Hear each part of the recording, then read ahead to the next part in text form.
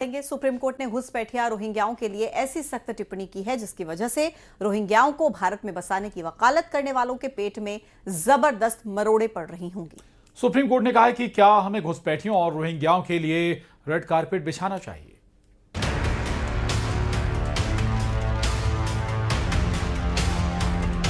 जो आया है बांग्लादेश से, ये तो सोमिक भट्टाचार्य का और उनका अमित शाह का ब्लेसिंग में आया है। अरे इंसान है तो वाई कांट ह्यूमन बींग्स। अल्लाह ने ये धरती बनाई है इंसानों के लिए, ये हैवानों के लिए तो नहीं बनाई है, इंसानों के लिए बनाई है। अरे एक इंसान अगर एक जमीन पे खड़ा है तो उसको इतनी बुरी तरह से उसको खदेड़ के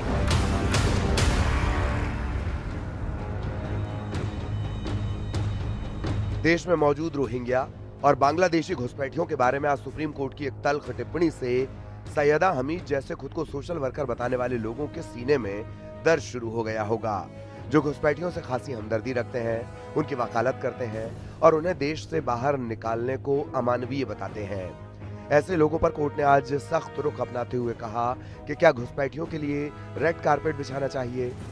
सुप्रीम कोर्ट के चीफ जस्टिस की कोर्ट ने याचिकाकर्ता से कहा कि आप जानते हैं कि ये लोग घुसपैठिए हैं। अगर कोई गैरकानूनी तरीके से हमारे देश में घुसता है तो क्या आप चाहते हैं कि हम घुसपैठियों के लिए रेड कारपेट बिछाएं? हमारे नॉर्थ का बॉर्डर बहुत संवेदनशील है, देश में क्या क्या हो रहा है आप जानते हैं। इससे पहले इसी साल 19 मई को सुप्रीम कोर्ट ने रोहिंग्या घुसपैठियों से संबंधित एक याचिका पर सुनवाई करते हुए कहा था कि भारत कोई धर्मशाला नहीं है जहां पूरी दुनिया से आकर कोई भी व्यक्ति शरण ले सकता है। ये टिप्पणी अदालत ने उस याचिका पर की थी जिसमें मांग की गई थी कि रोहिंग्या घुसपैठियों को मानवीय आधार पर भारत में रहने की अनुमति दी जानी चाहिए, क्योंकि उनके साथ उनके देश म्यांमार में अत्याचार किया जाता है। वहीं टीएमसी सांसद कल्याण बनर्जी ने घुसपैठियों पर सुप्रीम कोर्ट की टिप्पणी पर विवादित बयान दिया। उन्होंने कहा कि जजेस को लूज कमेंट नहीं करना चाहिए। पहले जो था हमारा इंडियन जुडिशियरी में, जज लोग कम बात करते थे और जजमेंट का जो बोलना है वो बोलते थे। अभी क्या हो गया, पूरा टेंडेंसी बदल गया।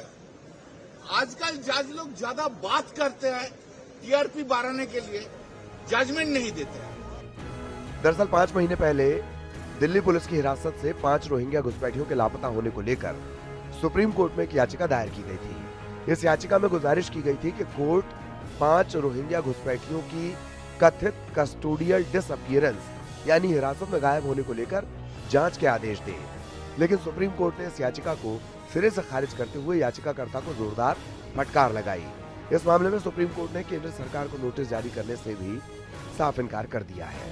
Bureau report, news 18।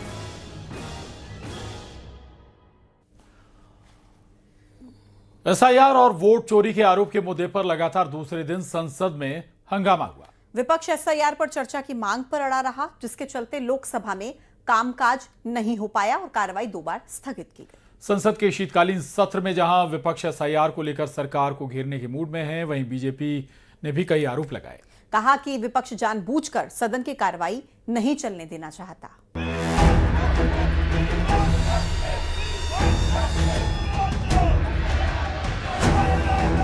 शीतकालीन सत्र के दूसरे दिन एसआईआर के खिलाफ विपक्ष ने लोकसभा में जमकर हंगामा किया, जिसके बाद स्पीकर ने कार्यवाही स्थगित कर दी। इस दौरान विपक्षी पार्टियों ने संसद परिसर में एसआईआर के विरोध में जमकर प्रदर्शन किया। वहीं केंद्रीय संसदीय कार्य मंत्री किरेन रिजिजू का कहना है कि सरकार विपक्षी नेताओं के संपर्क में है। आज मैं ऑपोजिशन प्रमुख नेताओं से बात करेंगे, आज बात करेंगे। वैसे भी मैं टच में हूँ, मैं कुछ और बात लेकर के उनसे बात करूंगा। समाजवादी पार्टी का कहना है कि एसआईआर बड़ा मुद्दा है, लेकिन सरकार पता नहीं क्यों इससे बचना चाहती है। एसआईआर क्योंकि तमाम बेलों मर रहे हैं और बहुत बड़े पैमाने पर धांधली हो रही है। एक सोची समझी रणनीति के तहत लोगों के वोट काटे जा रहे हैं। केंद्रीय मंत्री धर्मेंद्र प्रधान का कहना है कि बिहार में बड़ी हार के बाद विपक्ष बौखला गया है। ये मुद्दा उन्होंने पहले भी बनाया था, संसद में उठाया और संसद के बाहर भी उठाया था। जब बार बार वो जनता के द्वारा प्रत्याख्यित हो रहे, रिजेक्ट हो रहे, उनकी मन में कुंठा आ रही है। संसद में हमें कोई आपत्ति नहीं, किसी भी विषय पे सरकार की ओर से स्पष्ट किया गया है, चर्चा की सभी प्रकार की गुंजाइश है, सभी प्रकार की आलोचना हो सकती है, लेकिन उनको एक बहाना चाहिए। वहीं एसआईआर पर डिप्टी सीएम केशव प्रसाद मौर्य का कहना है कि वोटर लिस्ट में अब कोई घुसपैठिया नहीं रहेगा। कांग्रेस, एसपी और टीएमसी के सत्ता में आने का सपना अब सपना रह जाएगा। मंत्री ओपी राजभर ने भी विपक्ष पर हमला बोला है। कांग्रेस, समाजवादी पार्टी, राष्ट्रीय जनता दल और टीएमसी और जो तथाकथित इंडी गठबंधन है या एसआईआर प्रक्रिया से बौखला गए हैं। ये बूथ लूटने वाले देश को लूटने की साजिश कर रहे थे, प्रदेशों को लूट रहे हैं जहां इनको मौका मिला है। तो अब देश आगे बढ़ गया है और चुनाव आयोग के द्वारा जो मतदाता सूची के शुद्धिकरण की प्रक्रिया चल रही है, इसका वेलकम कर रहा है। इतने बड़े पैमाने पे लोग हिस्सा ले रहे हैं। यह सच है कि कोई मतदाता सूची के अंदर घुसपैठिया नहीं रहेगा। ये तो अनवरत विरोध कर रहे हैं। बिहार में विरोध करके देख लिए, फिर इसमें भी विरोध करके जो 12 राज्यों का है उसको भी देख लेंगे। देखिए, चुनाव आयोग जो मृतक है वोटर लिस्ट में 5 साल, 8 साल, 10 साल, 15 साल, 20 साल तक के मृतक का नाम है, उसको निकाला जा रहा है। गाँवों से लोग शहर में जाके बस गए हैं, वहाँ वोटर लिस्ट में नाम करा लिए हैं, गाँव में भी है, तो एक जगह वोटर लिस्ट में नाम होना चाहिए। संसद के शीतकालीन सत्र के दूसरे दिन भी संसद में विपक्ष ने एसआईआर पर चर्चा की मांग को लेकर जोरदार हंगामा किया। वहीं बीजेपी का दावा है कि विपक्ष जानबूझकर सदन की कार्यवाही नहीं चलने देना चाहता। Bureau report, news 18।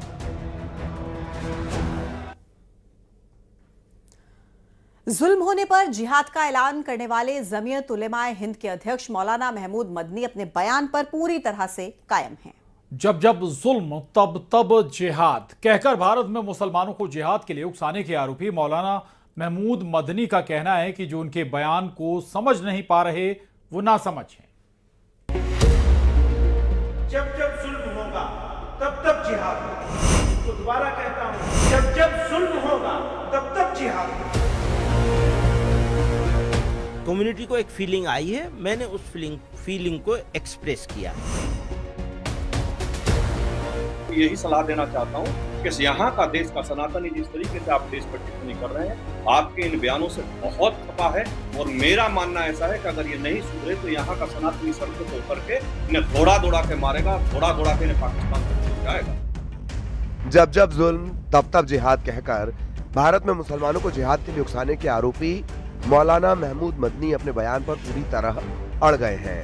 मौलाना मदनी ने न्यूज़ 18 को दिए इंटरव्यू में कहा कि जिहाद को लेकर उन्होंने कुछ गलत नहीं कहा। उनके बयान में ऐसा कुछ नहीं है जो वापस लिया जाए और जो कहा है वो आगे भी कहते रहेंगे। इसका मतलब है जो विवादित बयान उन्होंने भोपाल में शनिवार को जमीयत उलेमाए हिंद के कार्यक्रम में दिया था, वैसे बयान वो आगे भी देते रहेंगे। जब जब जुल्म होगा तब तब जिहाद होगा। मैं इसको दोबारा कहता हूं, जब जब जुल्म होगा तब तब जिहाद होगा। अब कम्युनिटी को एक फीलिंग आई है, मैंने उस फीलिंग को एक्सप्रेस किया। वंदे मातरम कहने वाले मुसलमानों को मुर्दा कौम